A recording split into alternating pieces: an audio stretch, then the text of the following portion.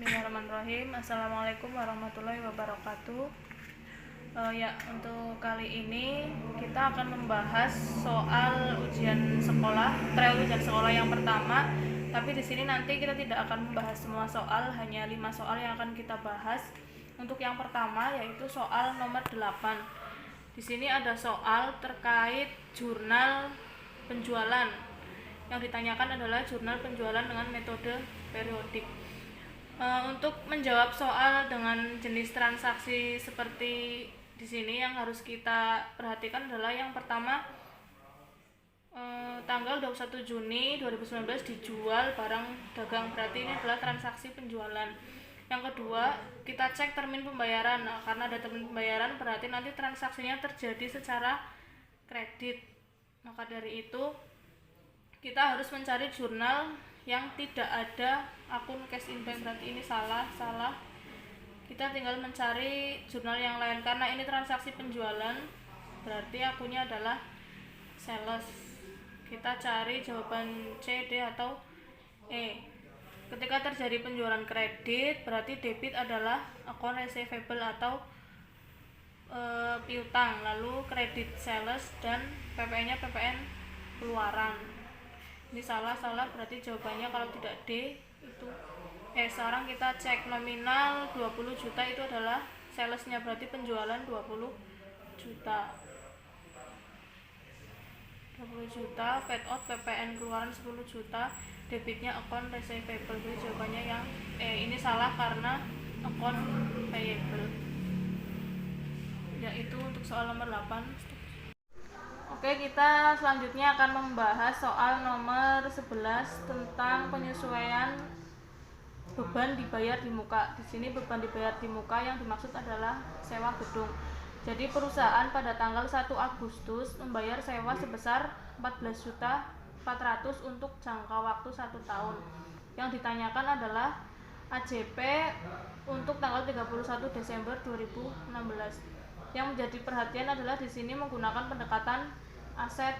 Jika menggunakan pendekatan aset, maka yang kita cari adalah nominal yang sudah terpakai atau yang sudah menjadi beban. Langkah yang pertama, kita harus mencari berapa bulan yang sudah menjadi beban. Kita akan membelinya tanggal 1 Agustus sampai tanggal 31 Desember, itu sudah 5 bulan yang sudah menjadi beban. Maka beban yang terpakai adalah 5/12 kali 14.400.000. 12 ini dicari dari ini ya, karena kita sewanya untuk 1 tahun. Kalau misalkan di soal yang lain sewanya untuk 2 tahun, berarti sininya menyesuaikan, yaitu 24.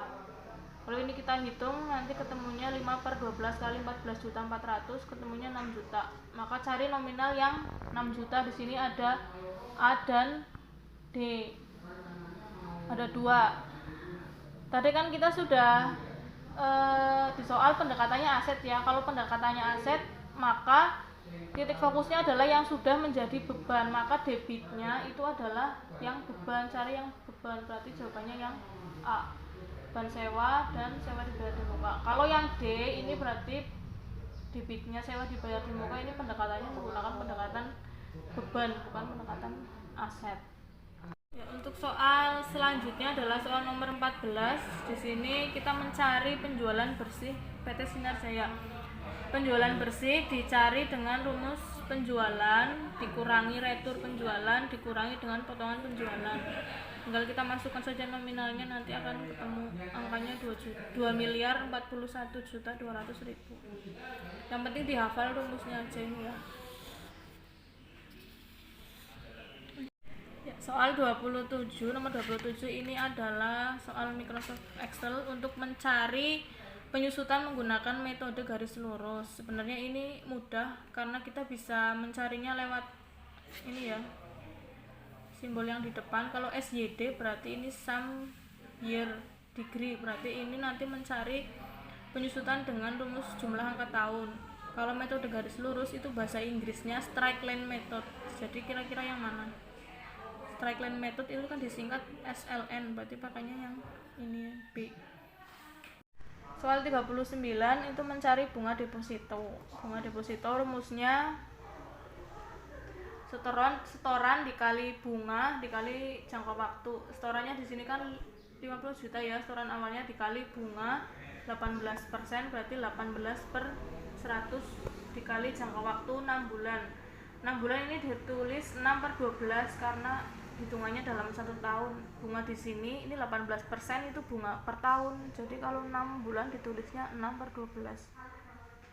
Nanti dihitung, nanti ketemunya 4.500.000. Dihafalkan rumusnya ini saja.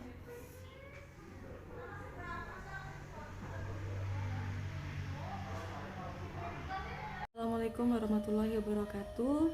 Kepada anak-anak ibu semuanya kelas 12 jurusan akuntansi yang ibu banggakan, terima kasih sudah mengikuti pembahasan tryout pertama untuk 5 soal yang sudah Ibu Rohyana jelaskan, Ibu Rohyana terangkan. Mudah-mudahan bisa membantu anak-anak ibu semuanya. Dan besar harapan kami, mudah-mudahan kalian sukses di TO berikutnya. Jangan lupa belajar, tetap semangat, sukses, barokah untuk kita semuanya. Sukses di TO kedua, sukses di TO ketiga, sukses di ujian sekolah, sukses di masa depan kita semuanya. Sukses selalu untuk kita. Salam akuntansi.